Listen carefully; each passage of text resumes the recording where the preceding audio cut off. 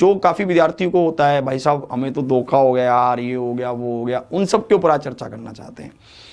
एक बार एक लड़के के पापा ने, पिताजी ने 2 हलवे की कटोरी को बनाया, बढ़िया शानदार हलवा, और उनमें से एक कटोरी के ऊपर 2 बादाम रख दिए और उनको टेबल पर रख दिया और अपने बेटे को बुलाया और कहा कि बेटे एक हलवे की कटोरी को उठा लीजिए। उस समय पर बादाम मिलने बहुत मुश्किल होते थे, आजकल तो घर घर में बादाम हो गए हैं, ठीक है, तब बातें कुछ और हुआ करती थी। तो बेटे ने जैसे ही बादाम देखे, बेटे ने वो कटोरी को उठा लिया और उसने उसको खाना स्टार्ट कर दिया। उनके पिता ने भी वहीं पर बैठकर खाना स्टार्ट कर दिया, दोनों बड़े मजे से खा रहे थे। परंतु खाते खाते उसने देखा कि पिताजी की कटोरी के हलवे के नीचे 8 बादाम थे। उसको बहुत आश्चर्य हुआ और मन में खेद भी हुआ कि यार अगर मैं उस कटोरी को उठा लेता तो मजा आ जाता।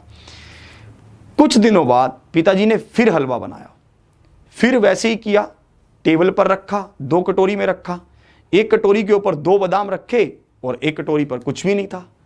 अब की बार फिर बेटे को बुलाया और फिर कहा कि एक कटोरी उठा लो तुम। तो बेटा आता है, तो बेटा आकर वहां से एक, अब की बार वो सोचता है कि यार पिछली बार यार जिस कटोरी के ऊपर बादाम नहीं थे उसके नीचे बहुत थे, तो अब की बार भी शायद ऐसा ही हो। तो इसलिए वो उस कटोरी को उठा लेता है और बादाम हलवा खाने लगता है। तो खाते खाते उसको एहसास होता है कि अब की बार उसके नीचे तो बादाम थे ही नहीं, अब की बार तो वो उसमें कुछ भी नहीं था, वो खाली था। तो इन 2 चीज़ों से हमें 2 चीज़ें सीखने को मिलती हैं। अभी आगे भी है ये स्टोरी, तो अभी तक हमें ये सीखने को मिलता है कि सबसे पहली बात, जो दिखता है वो वैसा होता नहीं है।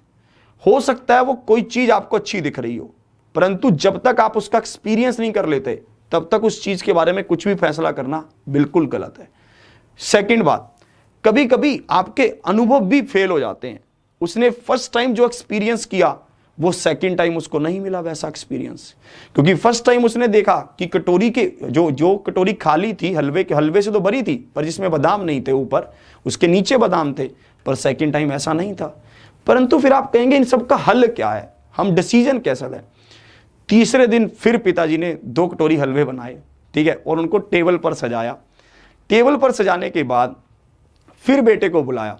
अब की बार भी ऐसा ही था, एक कटोरी के ऊपर 2 बादाम थे और एक कटोरी के ऊपर कुछ भी नहीं था। तो अब की बार फिर उन्होंने अपने बेटे को बुलाया और कहा कि यार जो तुझे कटोरी लेनी है ले ले, बाकी मैं खा लूंगा।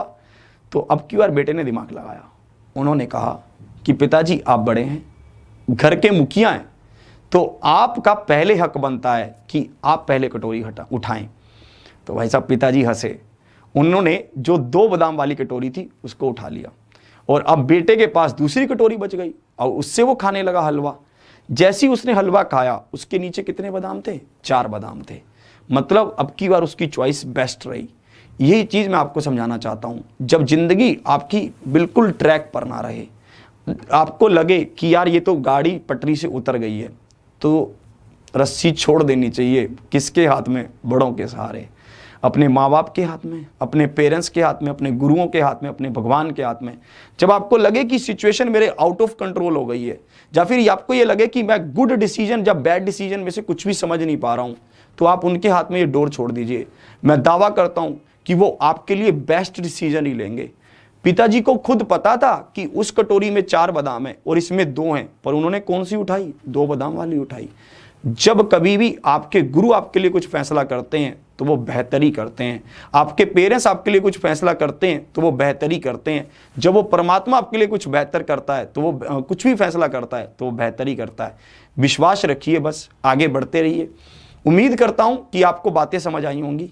चलते रहिए, मुस्कुराते रहिए, हंसते रहिए, बिंदास रहिए और हाँ, एग्जामपुर परिवार से जुड़े रहिए। डेली क्लास आपके लिए चल रही है। सुबह करंट अफेयर की क्लास विवेक सर नहीं ले पा रहे हैं और अभी संचित सर ले रहे हैं कुछ दिनों के लिए। उसमें भी पूरा मोटिवेशन बना रहना चाहिए, आग लगी रहनी चाहिए, क्योंकि सब चीज़ें वैसी कवर हो रही हैं। विवेक सर आपके लिए पद यात्रा पर निकले हुए हैं और आगे चल रहे हैं, निरंतर चल रहे हैं। लाइव भी वो कभी कभी हो रहे हैं। जैसे नेटवर्क का कुछ इशू आ रहा है तो कनेक्शन कट भी रहा है। मैं आपको यही कह रहा हूँ कि अगर आपके आसपास के गांव में से विवेक सर गुजर रहे हैं, सड़क रोड में से गुजर रहे हैं, तो उनका मनोबल बढ़ाने के लिए वहां पर जरूर पहुंचें। एक व्यक्ति निस्वार्थ अपने सब चीज़ों को छोड़कर ऐसे निकल गया है कि भाई जो होगा देखा जाएगा। सबसे अच्छी बात मुझे विवेक सर की यही लगती है कि वो जो उन्होंने मतलब फैसला कर लिया वो कर लिया, मतलब कि यार जो होगा अब देखा जाएगा, चलते हैं बस, बात खत्म हो गई।